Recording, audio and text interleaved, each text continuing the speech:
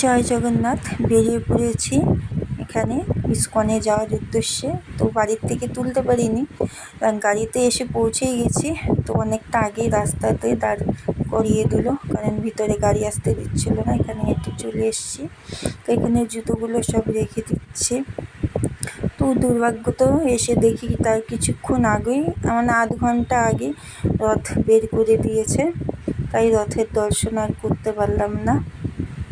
তো এখানে ইস্কনে খুব সুন্দর করে ঘুরছিলাম। প্রচুর ভিড় ছিল, দেখুন আশেপাশে দুনিয়ার লোক, প্রচুর লোকজন।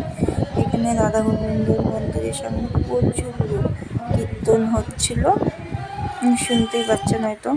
এখানে কীর্তন চলছিল, এক নাম চলছিল।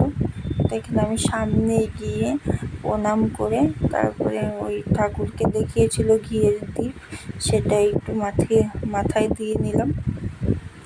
দেখুন কি সুন্দর না, দারুণ লাগছে, কিন্তু খুব সুন্দর লাগছে।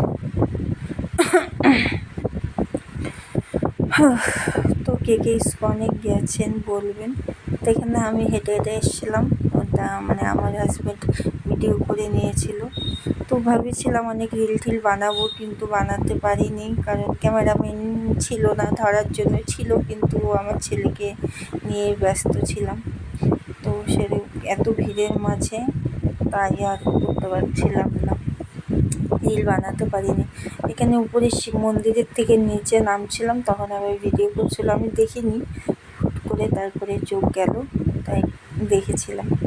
আর শুধু এই একটাই ভিডিও বানিয়েছিলাম, এরকম ঘুরে ঘুরে সবাই বানাচ্ছে, আমারও মন চাচ্ছে, তাই ছোটো ছেলেকে বড় ছেলে কোলে দিয়ে এই একটা ভিডিও বানিয়েছিলাম। সেটা ছেড়েছি, আপনারা রিলসে দেখিয়েছেন, হয়তো অনেক ভালোবাসাও দিয়েছেন। আর যারা যারা দেখেননি অবশ্যই দেখবেন। এটা ওই যে ওই রথটা যে দেখছেন, ওখানে সবাই ছবি তুলে। আর এটা একটা লেকের মতন। এখানে কিন্তু বিশাল বড় বড় মন্দির, মানে বড় বড় মাছ আছে।